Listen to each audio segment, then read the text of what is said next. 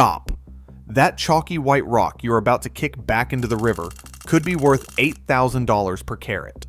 Drag it once across a wet palm, tilt it 45 degrees to sunlight, and if red and green fire rolls across the surface, you are holding raw opal that every other person on that creek bank walked straight past.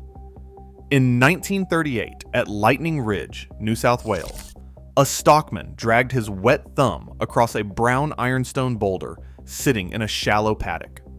One stroke. The Aurora Australis. 180 carats of black opal, valued today at 1 million Australian dollars. It had been sitting on the surface for years.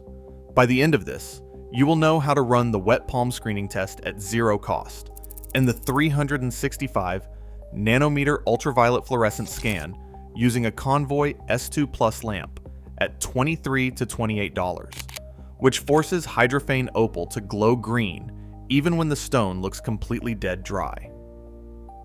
5 rock types. 5 ugly chalk-colored decoys hiding fortunes. And people are still throwing them back. How does a rock that looks like dried plaster turn into something worth more per carat than gold? Opal is not a mineral in the traditional sense. It is a 3-dimensional lattice of uniform silica spheres, each roughly 150 to 300 nanometers across, stacked so precisely they function as a photonic crystal. White light enters the lattice and splits via Bragg diffraction. Smaller spheres produce blue. Medium spheres throw green. The largest, near 300 nanometers, give the rarest reds. Potch, the common opal that looks like chalk, is simply a jumble of uneven spheres with no diffraction geometry. The wet test works because water fills microsurface pits that normally scatter incoming light. Remove that scatter and your eye sees straight into the internal lattice. Same physics as why wet beach sand looks darker than dry sand. In the Antwerp Diamond District where I trained, the first move on any rough stone is a wet thumb across the face. The market does not care what a stone looks like dry. The first stone is the chalk white decoy. In the Ironstone country around Quilpie and Winton, Queensland, you find boulders the size of a fist to the size of a human head. Hematite and goethite matrix. Silica-rich groundwater filtered through Cretaceous sedimentary rock over millions of years, filling cracks and voids, solidifying into opal deep inside the iron shell. Potch caps the gem layer from above like a white lid on a jar of fire. Queensland miners do a fast wet cull before any cutting. Drag a wet thumb across the exposed face. If nothing shifts, it is disordered silica. Walk away. If a bloom of color appears under the water film, even faintly, it goes in the keep pile. Adam Swee of ASO Opals at Lightning Ridge handed me an 81 carat limb, cast boulder specimen with bright play of color sitting right next to preserved wood grain areas. Gem grade Queensland boulder opal cabochons trade at $100 to $1,500 per carat at mid-range. Top full-color dome pieces reach $3,000 to $8,000 per carat. The second stone is a branch that became fire. Picture a cylindrical stone, sometimes still showing the curve of a tree limb, with shallow parallel grooves running lengthwise. Those grooves are original wood grain, preserved in silica, from trees that fell into volcanic ash millions of years ago. 3 major sources behave very differently when wet, and this difference determines whether your specimen survives the drive home. Australian limb cast from Lightning Ridge is stable, non-hydrophane, no storage protocol needed. Indonesian limb cast can be hydrophane. It absorbs water, temporarily shows stronger color, but cracks if dried quickly in hot sun. Virgin Valley, Nevada. Limb cast is the most unstable of all 3. It absorbs water aggressively, and many specimens must be stored wet permanently, or they craze and disintegrate within days. Mike Hare, claim owner at Virgin Valley, keeps large parcels of high-grade limb cast wood opal sealed in water bottles. If you want field guides like this with exact access rules, coordinates, and the tools I carry in the dirt, subscribe now. The channel covers one new identification method every week. The third stone is the Nevada nodule that kills itself when you expose it to air. Virgin Valley, Humboldt County. Tufaceous sedimentary rocks and volcanic ash beds from the Miocene epoch, 15 to 16 million years old, laced with opal nodules holding up to 21% water by weight. These nodules look completely dead when dry. Chalky, opaque, forgettable. The moment they hit creek water, the hydrophane structure absorbs moisture and fire appears, red and green. But here's the detail that everyone missed at the time. That same stone, placed in a hot car or left on a sunny rock ledge, loses water faster than it can stabilize. Internal stress from differential drying generates microfractures. Within hours, it crazes. Within days, it crumbles to dust. That is not a typo, by the way. Dust. Josie Pearl spent decades in the early 1900s defending her Virgin Valley claims. She was not only fighting human predators, she was fighting the stone itself, watching specimens crack to pieces on a warm afternoon. The Smithsonian's 2,585 carat rough opal from this valley survived because someone understood the water dependency and sealed it immediately. Field protocol: never wet test a Virgin Valley nodule without a sealed water container in your kit. Submerge any specimen that passes the test on the spot. BLM public land surrounding the valley allows personal use, collecting at 25 pounds per day. Hand tools only, no permit required. The private fee dig mines at Royal Peacock and Bonanza charge $75 to $190 per day and operate mid-May through mid-October.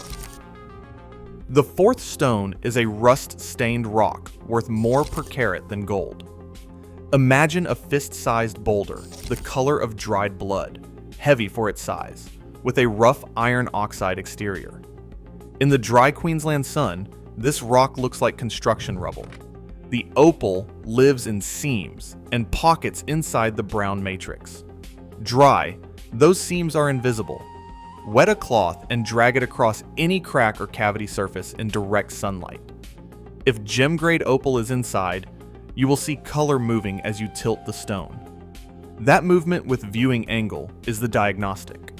Surface staining does not move. True play of color does, because it is produced by Bragg diffraction deep inside the silica lattice, not by pigment sitting on the surface. And if you are wondering how something that looks like a rusty garden rock can hold a fortune, so is everyone else who walks past them. The Flame Queen, found in 1918 at Lightning Ridge, weighed 253 carats, estimated at over $1 million. Both the Flame Queen and the Aurora Australis started as brown ironstone boulders on the surface of a New South Wales paddock. The fifth stone is the magic trick opal. Picture a small nodule, the color of old chalk, completely transparent when held to light, but colorless, almost like frosted glass. No fire, nothing.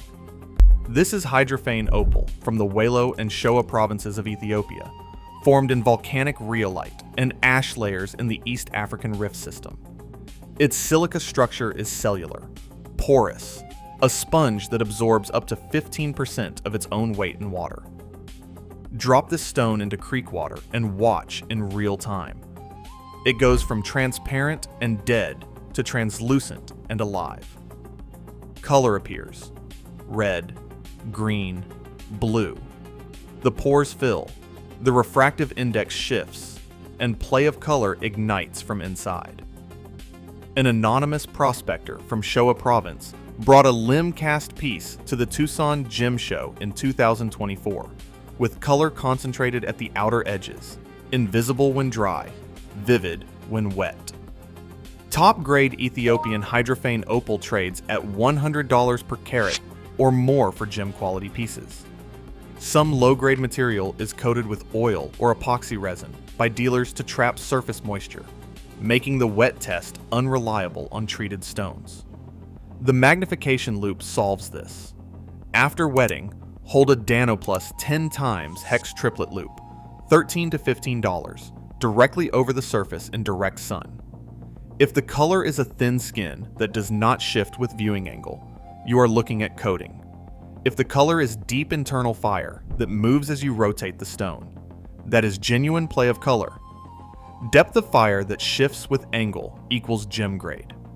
Thin skin that stays fixed equals pass. The 4-step decision system. Run it at the creek before you carry anything home. First, the wet palm test. 0 cost. Drag the dry stone once across a wet palm at 45 degrees to direct sunlight. Color flashes within 3 seconds if opal is present. Second, the dry-wet comparison hold. Also 0 cost. Photograph the stone dry. Wet it completely. Photograph again. Compare side by side on your phone. Third, the UV lamp screen. The Convoy S2 Plus with a 365 nanometer emitter and a ZWB2 glass filter runs $23 to $28. Do not buy the cheap 395 nanometer purple lights. Those lamps emit too much visible violet, which overwhelms the fluorescent signal. At 365 nanometers, hydrophane opal fluoresces green or white, even when dry. Fourth, the 10 times loop check at the wet surface. $13 to $15. Hold it directly over the wet surface in direct sun.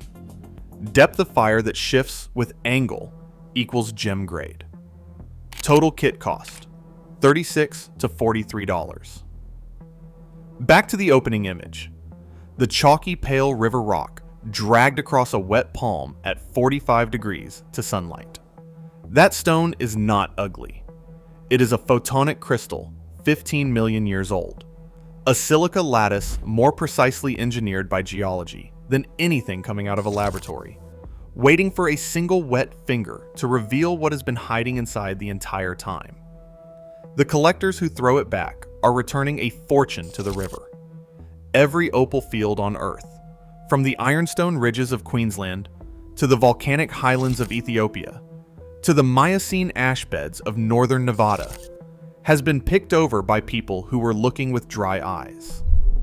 In the Antwerp Gem District, we had a saying, "The value of a rough stone is never in what you can see, only in what you know how to reveal." Those 5 chalky rocks sitting in a pile at the creek are not ugly. They are patient.